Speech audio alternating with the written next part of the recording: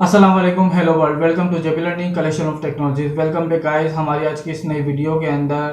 तो आज के टॉपिक के ऊपर बढ़ने से पहले अगर आपने मेरे चैनल को सब्सक्राइब नहीं किया तो मेरे चैनल को सब्सक्राइब कर दें, बेल आइकन प्रेस कर दें ताकि हर आने वाली न्यू वीडियो की अपडेट्स आपको इसी तरीके से मिलती रहे। तो गाइस जैसे कि हमने लास्ट वीडियो में देखा था कि हमने O T update with ESP 266 किया था और उसमें हमने जो है सिंपल डेमो देखा था simple H T T P server के साथ। आज जो है हमारा टॉपिक है वो है HTTPS सर्वर के साथ किस तरह से जो है हम OT अपडेट करेंगे, कोड में क्या चेंजेस होंगे हमारे। काफ़ी हद तक कोड हमारा सिंपल HTTP वाला ही रहेगा, लेकिन कुछ पार्ट जो है कोड का हमारा वो HTTPS से रिलेटेड हो जाएगा। तो चले चलते हैं जल्दी से कोड के ऊपर और मैं आपको पहले डेमो दिखा देता हूँ कोड अपलोड करके, एंड देन जो है फिर हम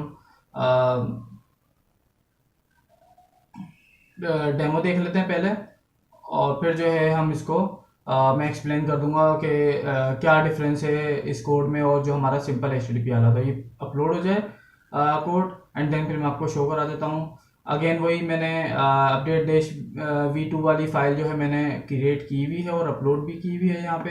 अच्छा, यहाँ पे अभी क्योंकि मेरे पास कोई होस्टिंग नहीं थी जो HTTPS पे थी, सोमी जो HTTP वाली थी वो मैंने आपको दिखा दी थी, लेकिन आपके पास कोई भी होस्टिंग हो जो कि HTTPS के ऊपर जिसका URL एक्सेस होता हो, आप उसके पास सेम वही तरीके का जो कि मैंने आपको उस पर दिखाया था HTTP में, तो वो आप उसी तरीके से आपने सिंपल फाइल अपलोड करनी है। उस फाइल का जो भी आपने किसी सब फोल्डर में रखा था वो फोल्डर का पूरा पाथ बना के आपने यूज़ करना है। अच्छा, मेरे पास अब यहाँ पे क्योंकि मैंने अपना एक मैनुअल सर्वर बनाया हुआ जिसके ऊपर मैंने एक API के थ्रू जो है मैं जो है फाइल को स्ट्रीम करूँगा। तो ये मेरी फाइल यहाँ पे इस फोल्डर में अपलोड है अपडेट डैश V2 के नाम से, और ये मेरा URL है।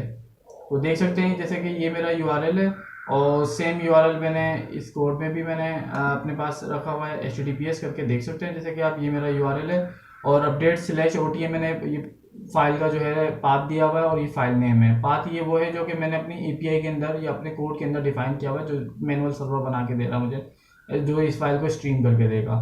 तो आपका जो है ये कोई जब आप किसी होस्टिंग पे करेंगे, जैसे मैंने सोमी पे किया, तो ये कोई इस तरह का फोल्डर होगा। तो ये मेरा कोड अपलोड हो गया है, ये वाईफाई कनेक्ट हो गया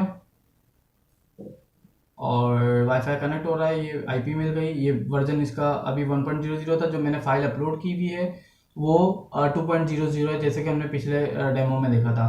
अच्छा, इसमें देखें ये अपडेट क्योंकि इसको मिल गई है क्योंकि यहाँ फाइल मौजूद है, और जब तक ये फाइल अपडेट हो रही है मैं आपको ये डाउनलोड करके मैनुअली भी दिखा देता हूँ कॉपी करके URL, और ये तो एक प्रोसेस चल रहा है इसका।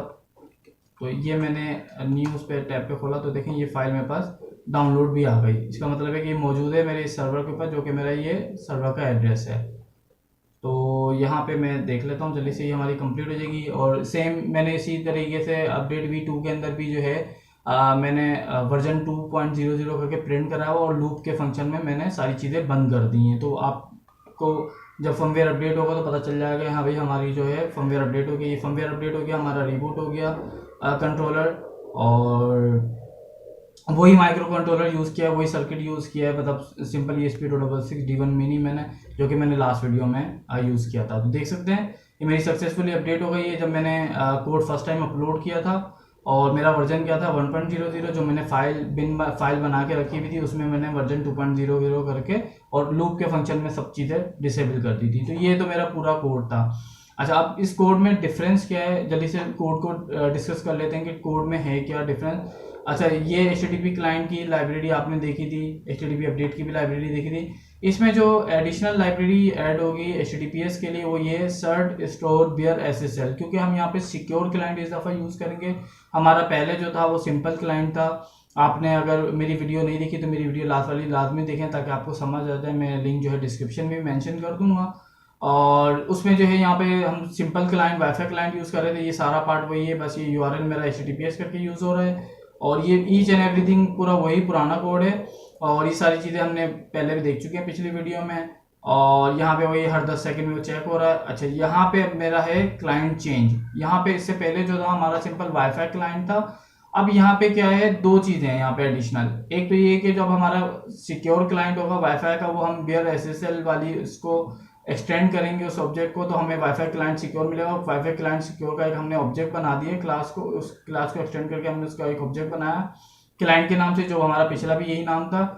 और यहाँ पे हमने क्लाइंट डॉट सेट इनसिक्योर इसलिए किया है मैंने क्योंकि मैं यहाँ पे कोई सर्टिफिकेट नहीं दे रहा। अगर मैं इस सर्वर का वेरीफाई करने के लिए सर्टिफिकेट भी डाल दूंगा तो फिर मुझे इस लाइन की जरूरत नहीं पड़ेगी। लेकिन आप भी जो है सिंपल यही तरीके का इस्तेमाल करें कि आपका जो है OTA HTTPS सर्वर के ऊपर काम करना शुरू कर देगा।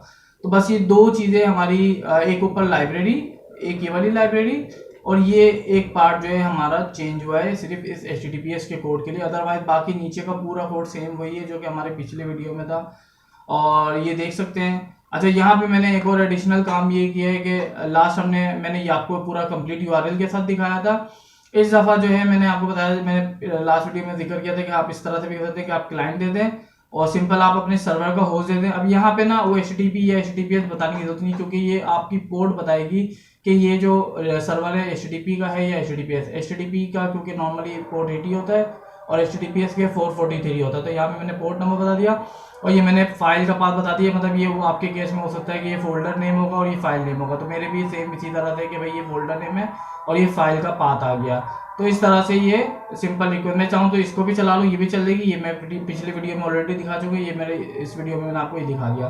तो इस तरह से आपका बाकी नीचे का code same as it is वही है जो कि हमारी लास्ट वीडियो में था। तो इस तरह से हमारा जो OTA है वो सिक्योर क्लाइंट, जो HTTPS क्लाइंट है उसके ऊपर काम कर लेता है। तो इस तरह से हमारा जो है HTTPS के ऊपर हमारा OTA काम करता है। बाकी बाइनरी फाइल बनाने का तरीका वही है जो कि मैं ऑलरेडी पिछली वीडियो में बता चुका हूँ। तो होपफुली आपको मेरी ये वीडियो समझ आई हो, आपको ये टॉपिक समझ आ गया हो कि किस तरह से HTTPS सर्वर के ऊपर आपने OTA अपडेट वाला काम करना है विद ESP8266। तो गाइस, अगर आपको मेरी वीडियो पसंद आई हो तो मेरी वीडियो को लाइक करें, शेयर करें, कमेंट करके अपना फीडबैक मेरे साथ शेयर करें।